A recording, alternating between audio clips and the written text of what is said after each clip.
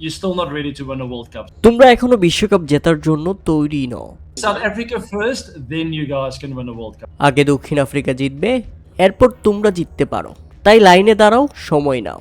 আমি নিউজিল্যান্ডকে ভালোবাসি, তবে বিশ্বকাপ ভারতই জিতে নিচ্ছে।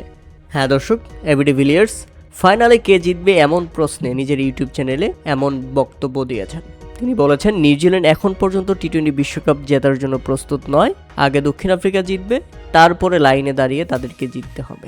অর্থাৎ ফাইনালে তিনি একেবারেই নিশ্চিত দিয়ে দিয়েছেন ভারত চ্যাম্পিয়ন হচ্ছে। এদিকে তার ইউটিউব চ্যানেলের লাইভে অতিথি হিসেবে জয়েন করা ড্যালি স্টাইন তিনি বলেছেন, নিউজিল্যান্ড এবার ফাইনাল না জিতলে আমি ফাইনালি জোকার্স কার্ড তাদের হাতে তুলে দিব। এখন কথা হচ্ছে, এবিডি ভিলিয়ার্সের ফ্যান বেজ অনেক।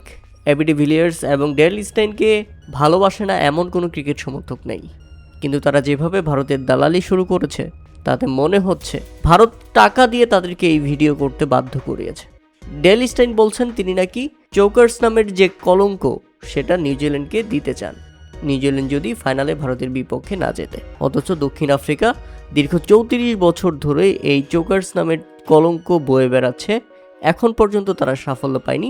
এবারে টি-20 বিশ্বকাপেও নিউজিল্যান্ডের কাছে হেরেই তাদেরকে বিদায় নিতে হয়েছে, তবুও তাদের লজ্জা হয়নি।